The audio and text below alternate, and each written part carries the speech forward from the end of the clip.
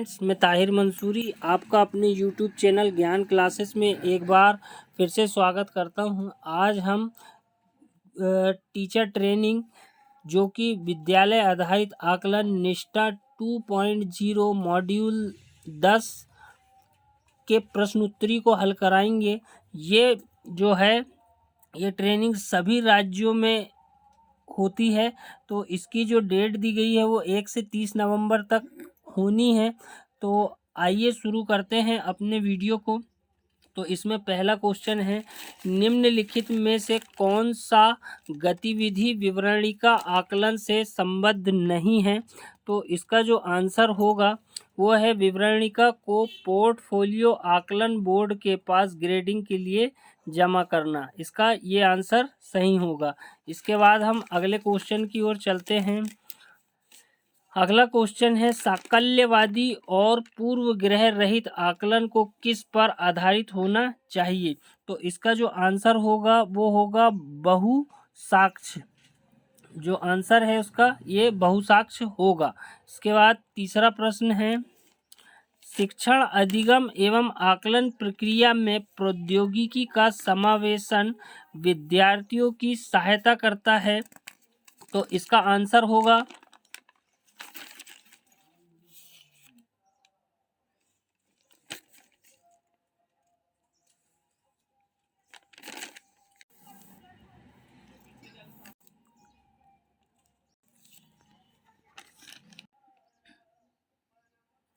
तो इसका आंसर है बहुआयामी और किसी भी समय कार्य आकलन के माध्यम से अधिगम के मार्ग।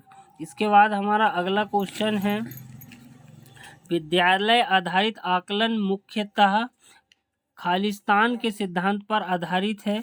तो इसका आंसर है विद्यालय में शिक्षक अपने शिक्षार्थियों की क्षमताओं को बाह्य परीक्षक की तुलना में बेहतर जानते हैं। इसके बाद हमारा अगला क्वेश्चन है, एक प्रकार का आकलन कार्य क्या है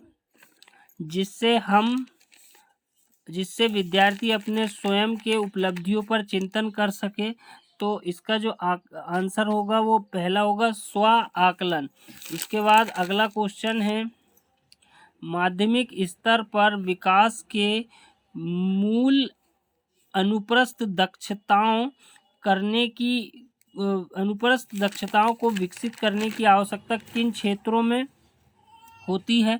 तो इसका आंसर है सभी पाठ्येतर क्षेत्रों के अंतर्गत। इसके बाद अगला क्वेश्चन है हमारा, विश्वसनीयता के साथ अंकन के लिए किस प्रकार का प्रश्न कठिन है। तो इसका आंसर है पहला वाला असंरचित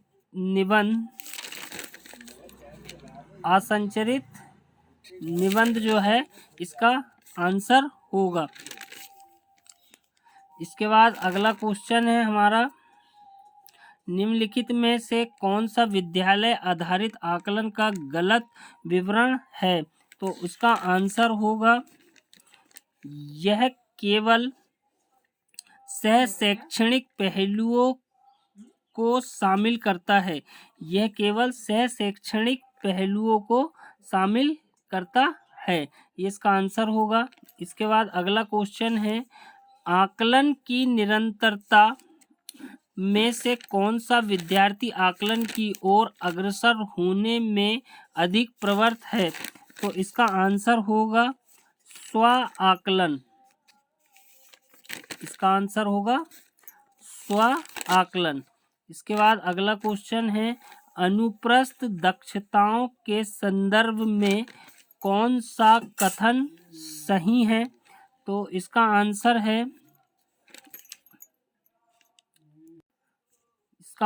है माध्यमिक स्तर पर अनुप्रस्थ दक्षताओं का शिक्षण अधिगम अत्यधिक परिणाम देता है। इसके बाद अगला क्वेश्चन है, विद्यार्थियों के लिए प्रयोगशाला अधिगम का मुख्य उद्देश्य विकसित करना होता है।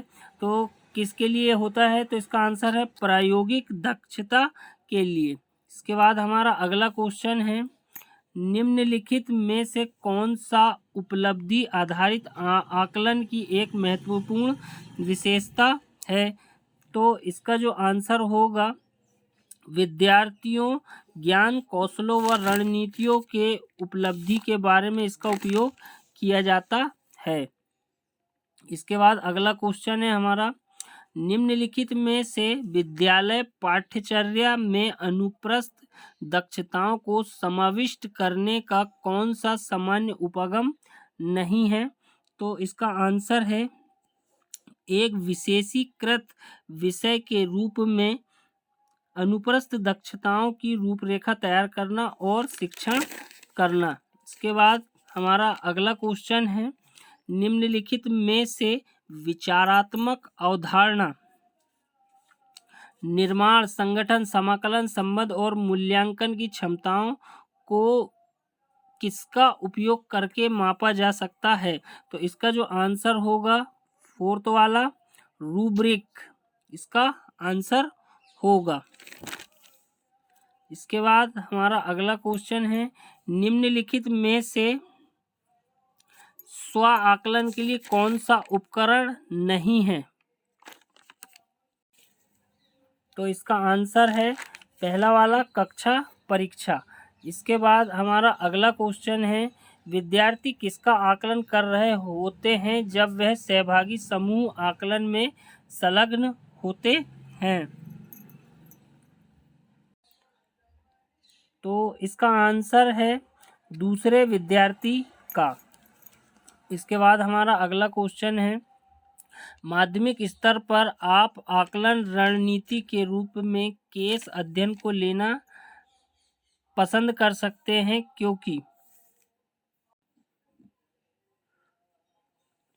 इसका आंसर है, यह विद्यार्थियों को अनुसंधान एवं चिंतनशील परिचर्चा में संलग्न या शामिल करता है। इसके बाद हमारा अगला क्वेश्चन है, शिक्षा में आकलन शामिल नहीं है। तो इसका आंसर होगा अधिगम प्रतिफलों का विकास करना, ये इसका आंसर होगा। इसके बाद हमारा अगला प्रश्न है, अधिगम प्रतिफल निर्धारित करता है।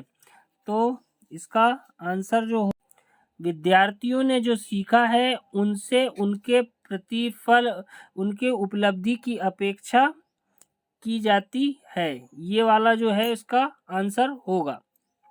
इसके बाद अगला क्वेश्चन है, अनुप्रस्थ दक्षताओं के संदर्भ में कौन सा कथन सही है? तो इसका आंसर है, माध्यमिक स्तर पर अनुप्रस्थ दक्षताओं का शिक्षण अधिगम अत्यधिक परिणाम देता है, ये इसका आंसर होगा। इसके बाद अगला क्वेश्चन देखेंगे हम, तो विद्यालय आधारित आकलन के प्रारंभ करने का मुख्य प्रयोजन है। इसका आंसर है, सभी विद्यार्थियों का 360 डिग्री बहुआयामी विकास का सुनिश्चित करना। इसके बाद अगला क्वेश्चन है, विद्यार्थी किसका आकलन कर रहे होते हैं जब वह सहभागी समूह आकलन में संलग्न होते हैं? तो इसका आंसर पहला वाला है, दूसरे विद्यार्थी का। इसके बाद अगला क्वेश्चन है, शिक्षक नीत आकलन से विद्यार्थी नीत आकलन की निरंतरता केंद्र बदलते समय आवश्यकता है। तो इसका आंसर है, बृहद स्तरीय मानकीकृत परीक्षण से विद्यालय आधारित आकलन की ओर परिवर्तन। इसके बाद हमारा अगला क्वेश्चन है, अधिगम प्रतिफल निर्धारित करता है। तो इसका आंसर है, विद्यार्थियों ने जो सीखा है उनसे उनके उपलब्धि की अपेक्षा की जाती है। इसके बाद अगला क्वेश्चन है, माध्यमिक स्तर पर आप आकलन रणनीति के रूप में केस अध्ययन को लेना पसंद कर सकते हैं।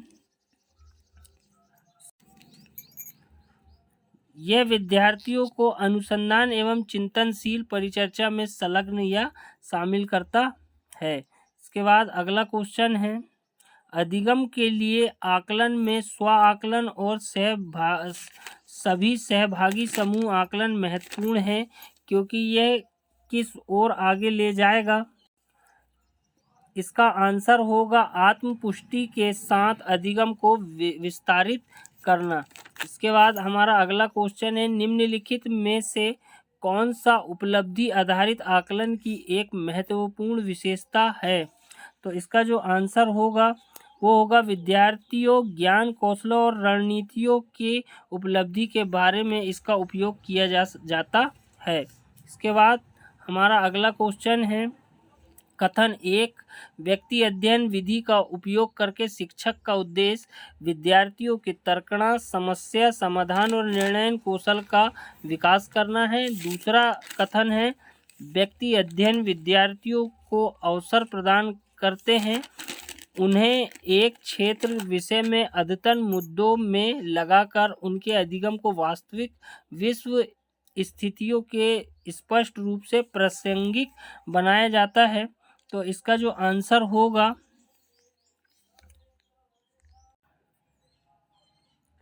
तो इसका आंसर है कथन एक और कथन दो दोनों सही है और कथन दो जो है कथन एक की सही व्याख्या करता है। इसके बाद अगला फिर से कथन वाला क्वेश्चन है, कथन एक जो है प्रेक्षण एक महत्वपूर्ण तकनीक है और प्रेक्षण कार्यक्रम विद्यार्थी आकलन के लिए एक महत्वपूर्ण उपकरण है। कथन दूसरा है, प्रेक्षण हमारी सहायता करता है नियामक विकासात्मक अपेक्षाओं और प्रतिफल के विचार से परे में मदद करता है तथा हमें इस योग्य बनाता है कि वास्तव में हम विद्यार्थियों को व्यक्ति के रूप में देखें और समझें। तो इसका आंसर है इसका जो आंसर होगा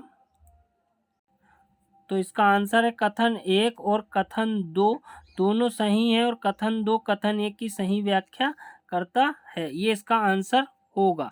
इसके बाद अगला क्वेश्चन है हमारा, निम्नलिखित में से किसके बजाय योग्यताएं मिश्रित श्रेणी के अंतर्गत रखी गई है? तो मिश्रित श्रेणी के अंतर्गत रखी गई है तो इसका आंसर होगा प्रत्यय स्मरण एवं समझना।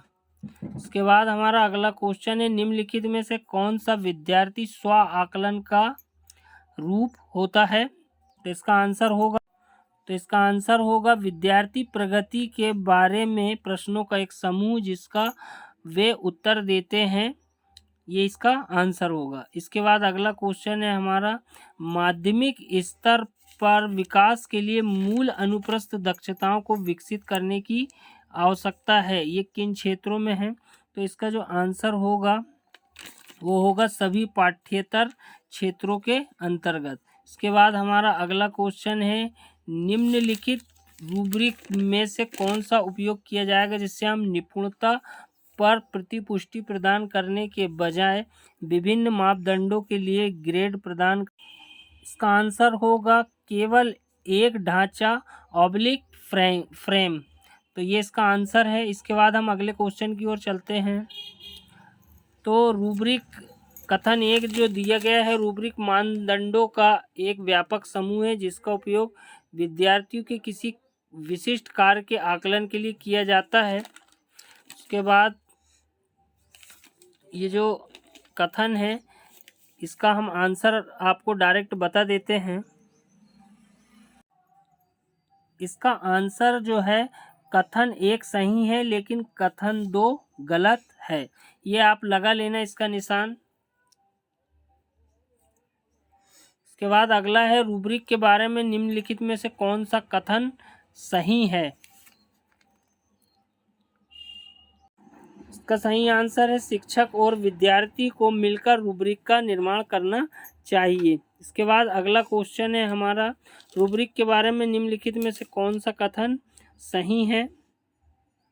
तो ये भी वही क्वेश्चन है कि शिक्षक और विद्यार्थी को मिलकर रूब्रिक का निर्माण करना चाहिए।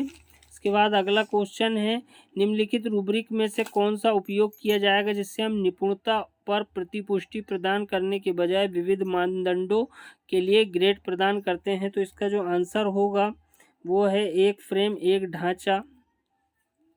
उसके बाद अगला जो है, रूब्रिक मापदंडों का एक व्यापक समूह है, इस क्वेश्चन को हम पिछले प्रश्नों में बता चुके हैं।